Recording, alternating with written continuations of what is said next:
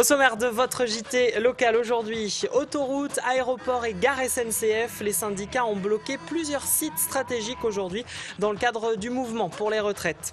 Le CHU Gabriel Montpied se refait une beauté, un nouveau bâtiment a été construit et d'autres vont bientôt être démolis. Enfin, la victoire du Clermont Foot hier soir face à Laval, 2-0. Les Clermontois sont désormais 12e de Ligue 2. Le mouvement pour les retraites vient d'entrer dans une nouvelle phase. Les syndicats ont mené diverses actions coup de poing aujourd'hui.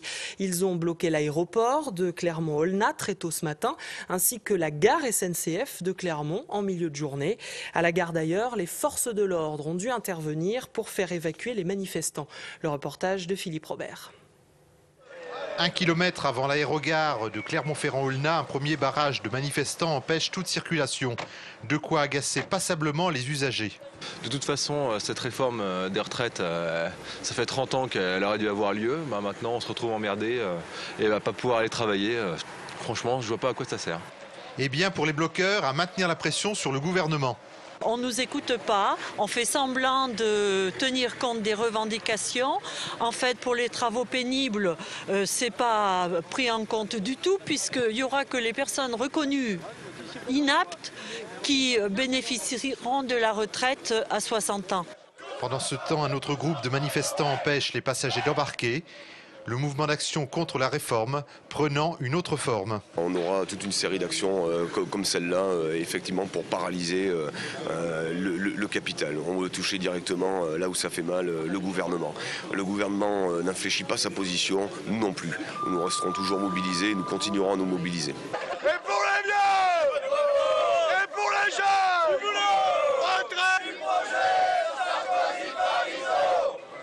Un blocage qui étonne ces hommes d'affaires sud-coréens en partance pour Paris. Et pour tous, il s'agit de se montrer patient. Je suis assez d'accord avec la manifestation. Maintenant, le problème, c'est qu'on est dépendant et qu'on a besoin de travailler. Aujourd'hui, j'avais des rendez-vous sur Paris et demain également. Et puis voilà, je ne pourrais pas y aller. Vers midi, les 300 manifestants quittent l'aéroport direction la gare pour empêcher toute circulation de train. C'est ça aussi aujourd'hui qui pèse sur l'économie du pays. Effectivement, on se rend compte que ce soit le gouvernement ou le patronat, à partir du moment où on ne pèse pas sur l'économie, ils refusent d'écouter le mécontentement. Et au bout d'une heure d'attente et parfois d'énervement, la SNCF propose aux usagers des bus de substitution pour rejoindre le train de Paris bloqué à Riom. Je vais enfin pouvoir partir, mais j'ai eu des gros problèmes déjà la dernière fois sur Lyon pour prendre le train pour Clermont-Ferrand, donc ça commence à être un petit peu pénible pour tous les passagers. Je trouve que ça dure depuis un peu trop longtemps maintenant. Il est temps quand même de conclure. Et la conclusion de cette journée pour les bloqueurs se négocie avec les autorités, une reddition tout en douceur. Je vous demande de quitter les lieux dans le calme. Je viens de procéder aux sommations. Et pour que chacun reste dans son rôle, la police de Clermont-Ferrand fait reculer les manifestants qui obtempèrent immédiatement. Mais d'autres actions coup de poing sont prévues dans les jours à venir. Les bloqueurs pourraient revenir à la gare ou à l'aéroport. Et les syndicats ont également bloqué le centre de tri de Landes ce matin entre 4h et 6h, ainsi que l'autoroute A75 au niveau du Sandre entre 7h et 8h. Social toujours. En bref, les salariés de Limagrin, eux, ont profité du mouvement actuel pour se mettre en grève aujourd'hui à l'appel de la CGT. Ils défendent les retraites, bien sûr, mais ils réclament aussi des hausses de salaire et une meilleure organisation du travail. Conséquence directe de cette grève, le site Semences de Limagrin à Enza fonctionne au ralenti depuis ce matin 11h. Maintenant que le CHU Estin est ouvert, c'est au tour du CHU Gabriel Montpied d'être rénové. Les 2 ailes historiques de l'hôpital vont bientôt être démolies. En attendant, les personnels déménagent service par service dans un nouveau bâtiment construit juste à côté. Le chantier est d'ampleur, il va coûter 57 millions d'euros. Fabien Gandillon. Il est discret, un peu caché au milieu des autres constructions. Le nouveau bâtiment du CHU Gabriel Montpied est pourtant bien là, avec ses 13 500 mètres carrés, terminé et presque entièrement opérationnel. Ces dernières semaines, les services de cardiologie, de chirurgie vasculaire, d'ORL et de neurologie ont délaissé leur vieux bâtiment des années 70 pour emménager dans ces locaux flambant neufs. Un investissement de 57 millions d'euros qui apporte un vrai progrès pour les patients comme pour les équipes de soins. Ça nous apporte un confort supplémentaire, surtout pour les patients, puisqu'il s'agit essentiellement de chambres individuelles. Et puis les chambres de soins intensifs sont de véritables chambres de soins intensifs, ce qui n'était pas le cas avant, puisqu'on avait adapté dans les anciens locaux avec un monitoring, mais ce n'était pas de vraies chambres de soins intensifs en fait. Avec cette nouvelle extension, c'est tout le parcours du patient qui a été revu et simplifié. Les admissions se font à présent directement dans le hall du bâtiment concerné, sans avoir à passer par les longues files d'attente du guichet principal. Quant aux patients qui viennent pour une simple consultation, ils peuvent effectuer toutes les formalités directement dans les services concernés. Les avantages, c'est essentiellement effectivement de réduire les délais d'attente et pour les consultants de pouvoir être reçus au plus près du praticien et donc effectivement de n'être accueillis qu'une seule fois pour les formalités administratives qui étaient faites autrefois au bureau des entrées et pour les formalités qui étaient réalisées par les secrétariats médicaux. Une fois l'ensemble des services transférés dans les nouveaux locaux, l'ancien bâtiment sera désamianté puis détruit. Il devrait alors laisser place à de nouvelles extensions de l'hôpital, fin des travaux prévus en 2017. Du football à présent, Clermont s'est imposé hier soir à domicile face à Laval dans le cadre de la 11e journée de Ligue 2. Score final 2-0 avec un doublé signé Sloan Priva. Les Clermontois qui ont su faire preuve de réalisme. Grégory Gomez et Julien Velay. Pour se défaire de Laval, les Clermontois ont su faire preuve d'hyper-réalisme. 18e minute de jeu, c'est Cédric Loubassa qui est là dans la surface de réparation. Petit ballon pour Alessandrini, crocheté et pénalty sifflé par l'arbitre de la rencontre, Monsieur Falcon. Pénalty que va convertir Sloan Priva, 1-0 pour le Clermont Foot. Les Lavallois, eux, ne font pas preuve du tout de réalisme à l'image ici à la 33e minute de Guylain Gimbert qui met ce ballon juste à côté du but de Mickaël Fabre. En fait, Laval n'a pas cadré une seule frappe dans cette rencontre. Oui, on a fait une bonne prestation défensive. Je ne pense pas que c'était la meilleure de la saison, sincèrement. Parfois, on n'est pas forcément récompensé non plus de nos prestations d'un point de vue défensif. Ce soir, voilà, c'était en notre faveur. Tant mieux, on va pas faire la fine bouche.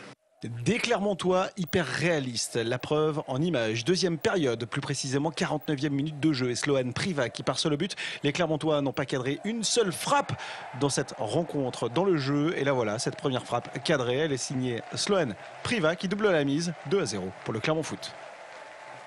Personnellement ça fait plaisir, mais bon, l'essentiel ce soir c'était la victoire et c'est une victoire collective. On a assuré défensivement et offensivement, donc c'est bon pour la suite. Sloan Priva qui aurait même pu tripler la mise sur ce corner, but refusé pour une faute signalée par Monsieur Falcon. Clermont qui se déplace à 3 vendredi prochain. Et puis autre événement footballistique hier soir, le tirage au sort du 6e tour de la Coupe de France de foot s'est déroulé dans les locaux du quotidien La Montagne. C'est Verne Cotter, l'entraîneur de l'ASM, qui a procédé au tirage. La grosse affiche de ce 6e tour sera la rencontre entre Cournon et Moulins. Plusieurs dirigeants de clubs, vous le voyez, étaient présents hier. On en écoute quelques-uns au micro de Philippe Robert. Donc Prangé, Élite recevra le DSM. On a encore une petite chance, c'est qu'une division d'écart. On espère peut-être encore créer l'espoir pour le bien du club.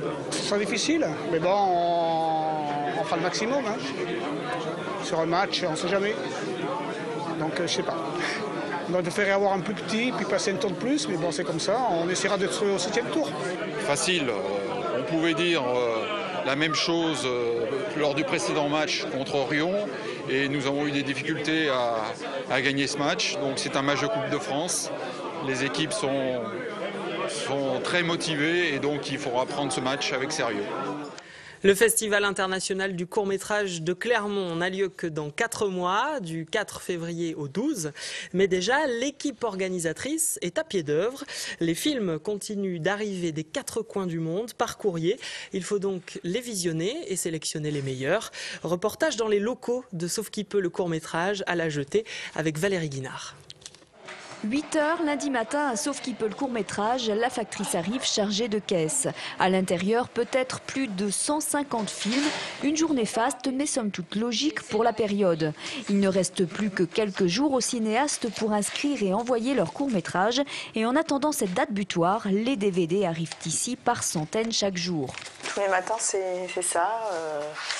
Les films arrivent, je les trie, je les monte là-haut à mes collègues qui commencent après l'inscription. Marie apporte à chaque présélectionneur de la compétition internationale des films correspondant à une partie du globe. Pour Jacques Curtil, c'est l'Italie, les pays nordiques, l'Inde, l'Iran et l'Afrique. Et avec la sélection enfants dont il s'occupe en plus, cela représente près de 1500 films à voir, mais avant à enregistrer. Là maintenant, c'est tout en DVD ou pour la première année en fichier. C'est-à-dire qu'on reçoit directement par informatique et je pense que c'est ce qu'on va développer. Pour de multiples raisons, c'est que ça coûte moins cher aux réalisateurs d'envoyer les films et puis nous, ça nous coûte moins de temps, surtout à les inscrire. À ce jour, Jacques a déjà visionné entre 600 et 800 films. Il lui en reste presque autant. Des heures et des heures devant le petit écran qui fatigue les yeux, mais qui aiguise d'autant plus les sens lorsqu'arrive un très bon film. Fin du JT à suivre dans votre direct, les prévisions météo. Et puis Miss Auvergne 2010, invité du direct. À tout de suite. Toute l'actu locale est aussi en ligne. Retrouvez votre JT sur clermontpremière.com.